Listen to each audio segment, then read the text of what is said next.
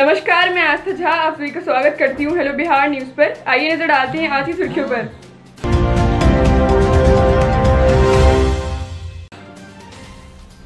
भारत में कोरोना के आंकड़े। कुल मामले 50,50,380, कुल ठीक हो चुके 40,40,220, सक्रिय मामले 9,27,796, कुल मौतें 82,364।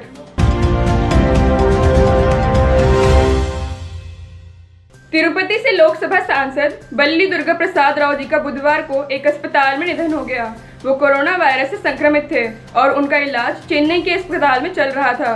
परिवार के सदस्यों ने यह जानकारी दी।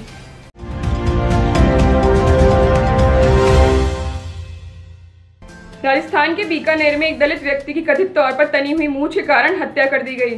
मंगलवार शाम श्रीगंगानगर में पुलिस ने इस मामले में 3 आरोपियों को गिरफ्तार किया है। साथ ही 2 नाबालिगों को भी हिरासत में लिया गया है। इन पर दलित व्यक्ति के सिर में गोली मार देने का आरोप है।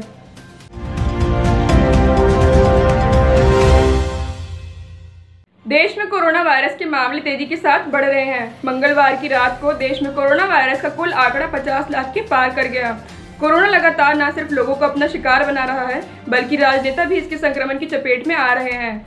केंद्र सड़क परिवहन एवं राजमार्ग मंत्री नितिन गडकरी जी कोरोना पॉजिटिव पाए गए हैं। दिल्ली पुलिस की स्पेशल सेल ने दिल्ली दंगों के 15 आरोपियों के खिलाफ बुधवार को गैर कानूनी गतिविधि रोकथाम कानून आईपीसी और आर्म्स एक्ट की धाराओं के तहत कड़कड़डूमा कोर्ट में 15,000 से अधिक पन्नों की एक और चार्जशीट दायर कर दी है। जानकारी के अनुसार दिल्ली दंगों के मामले में दायर की गई इस चार्जशीट में उमर खालिद और शर्जीत इमाम का नाम नहीं है।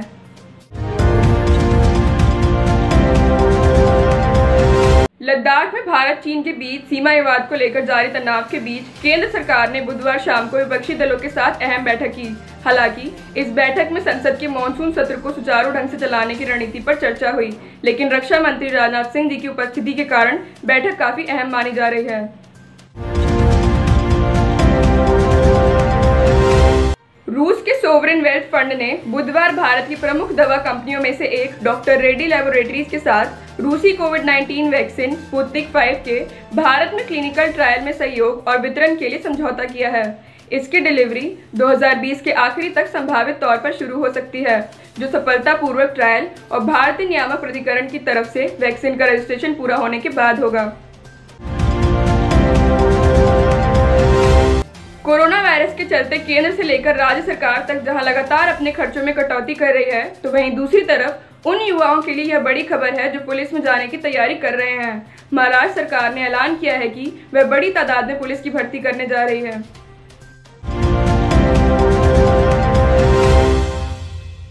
केंद्र ने सुप्रीम कोर्ट में बुधवार को पूर्व और वर्तमान सांसदों और विधायकों के खिलाफ लंबित आपराधिक मुकदमों के तेजी से निपटारे पर जोर दिया है।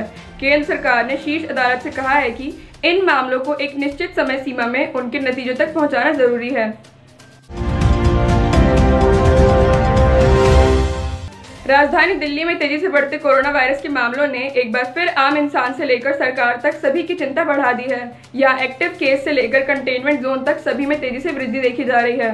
बुधवार को दिल्ली में कोरोना के करीब 4,500 नए केस मिलने के बाद यहाँ संक्रमितों की कुल संख्या 2,30,000 के पार पहुंच गई है।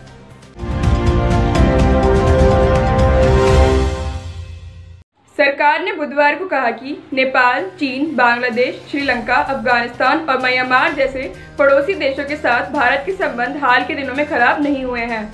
विदेश राज्य मंत्री वी मुरलीधरन जी ने लोकसभा में तृणमूल कांग्रेस के एक सदस्य सौगात राय जी के प्रश्न के लिखित उत्तर में यह बात कही है।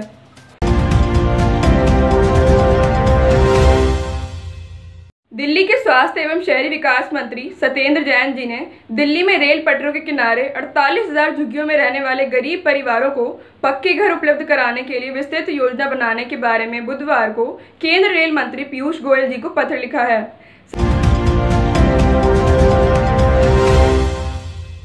राष्ट्रपति रामनाथ कोविंद जी, प्रधानमंत्री मोदी जी समेत भारत की 10,000 से ज्यादा हस्तियों और संगठनों की जासूसी के मामले में केंद्र सरकार ने बुधवार को एक कमेटी का गठन किया है। यह कमेटी 1 महीने के अंदर रिपोर्ट देगी।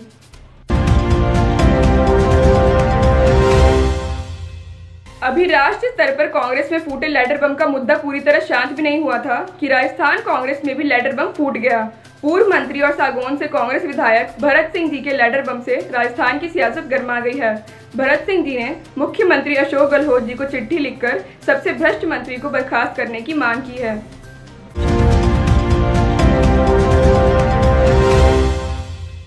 देश में कोरोना वायरस संक्रमण को लेकर रोज कोई ना कोई रिकॉर्ड बन रहा है और दिनों दिन बड़ी संख्या में संक्रमण के नए मामले सामने आने के कारण संक्रमितों की संख्या 40 से 50 लाख पहुंचने में महज 11 दिन लगे। मंगलवार के आंकड़ों में कोरोना मृतकों की संख्या 80,000 को पार कर गई है। इसी के साथ मैं आस्था झा आप सभी से विदा लेती हूँ। कल फिर मुलाकात होगी कुछ नई खबरों के साथ। तब तक के लिए अपना और अपने परिवार का बहुत ख्याल रखें। आशा करती हूँ आपको हमारा न्यूज़ प्रोग्राम पसंद आया हो। इसे लाइक एंड शेयर ज़रूर करें। धन्यवाद।